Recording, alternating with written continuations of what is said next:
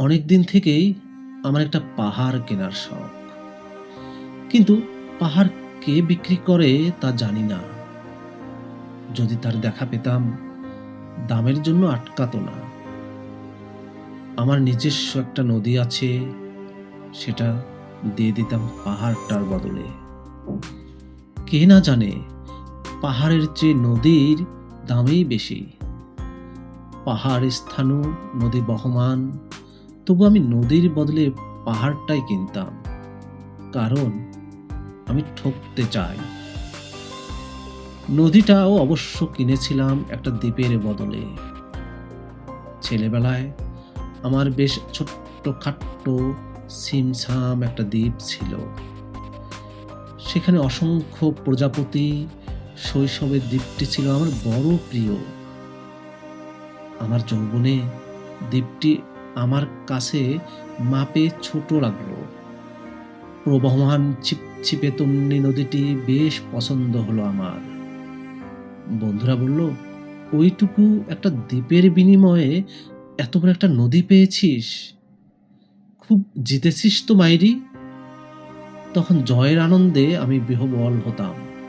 তখন সত্যিই আমি ভালোবাসতাম নদীটিকে। নদী আমার অনেক প্রশ্নের উত্তর দিত।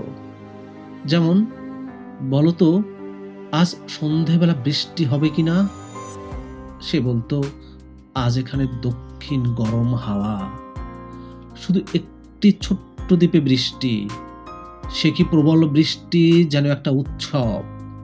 আমি সেই দ্বীপে আর যেতে পারি না। সে জানতো, সবাই জানে, শৈশবে আর ফেরা যায় না। এখন আমি একটা পাহাড় কিনতে চাই। সেই পাহাড়ের পায়ের কাছে থাকবে গহন অরণ্য। আমি সেই অরণ্য পার হয়ে যাব।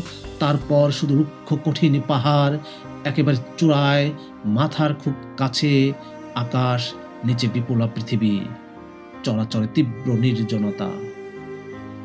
আমার কণ্ঠস্বর সেখানে কেউ শুনতে পাবে না। আমি ঈশ্বর মানি না, তিনি আমার মাথার কাছে ঝুঁকে দাঁড়াবেন না। আমি শুধু 10 দিককে উদ্দেশ্য করে বলবো, প্রত্যেক মানুষই অহংকারী। এখানে আমি একা। এখানে আমার কোনো অহংকার নেই। এখানে জয়ী হবার বদলে ক্ষমা চাইতে ভালো লাগে। হে 10 দিক, আমি কোনো দোষ করিনি।